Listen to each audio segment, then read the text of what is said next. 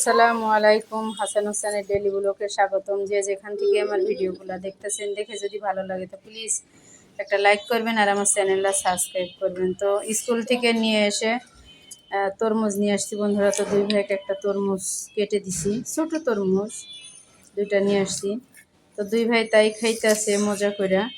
রোদ দেখো বন্ধুরা, রোজা রমজানের দিন, এদিকে তাকানোই যাচ্ছে না, এত প্রচুর পরিমাণের রোদ তা বলার মতো নাই। এরকম কেটে নিয়ে আসছি, লাল না হইলে আজকে নিব না।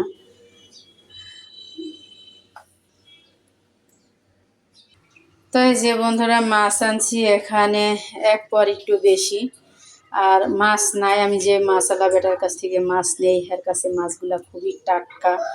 তো আরবি পড়া যে দেখে মাছ নেই চাই, তো 5-7টা মাছ ছিল, এক আপা নিয়ে নিছে। তা আমি আবার এই দুইটা ধরে নিছি। তো বলছি যে আপা আমার আজকে কোনো মাছই নেই, আর ওই বাজারে মাছ নাইকাই, পাঙাশ আর শুধু ইলিশ আছে। তো ইলিশের কাছে তো ধরা ছাড় বাইরে একটু একটু ইলিশ মাছ তাই 800 টাকা কেজি চাইছে। তো আমি নেই নাই, তো নিছি এক পর বেশি চিংড়ি মাছ আর নিছি দুইটা সরপুঁটি বন্ধুরা।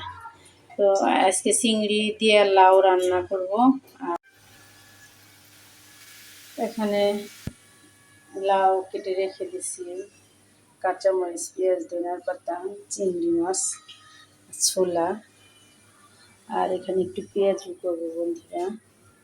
তো লাউ দিয়ে চিংড়ি মাছ রান্না করবো। আর এখন আমি পেঁয়াজগুলো ভেজে নিব। চুলা একটা কড়া দিয়ে দিছি বন্ধুরা, পেঁয়াজগুলো ভেজে নিব।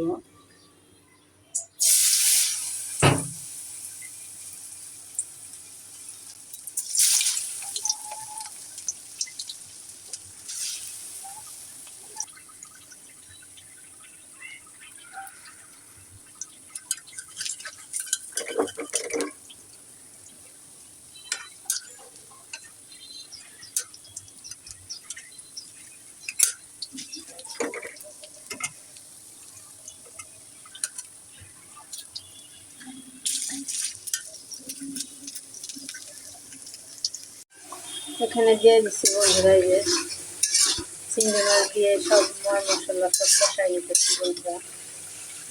ছোটো ছোটো চিংড়ি, এক পা চিংড়ি নিয়ে এসেছিলাম।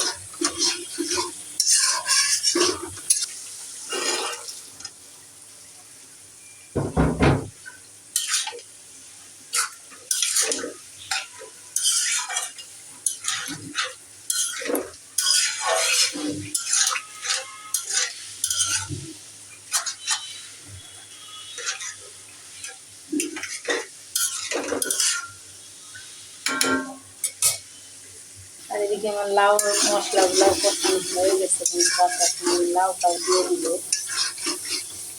দিতে যাবো আমি ছাদে কাপড় চোপড় আনতে, আইসা নামাজটা পরে দেবো বন্ধুরা।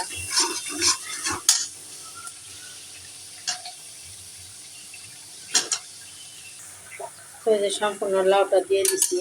আর লাউ রাইখা দিই নাই, কারণ লাউ তো কমে যাবে, আর রাইখা দিলে পেকে যাবে। তো ওই জন্য সম্পূর্ণটাই রান্না করতেছি।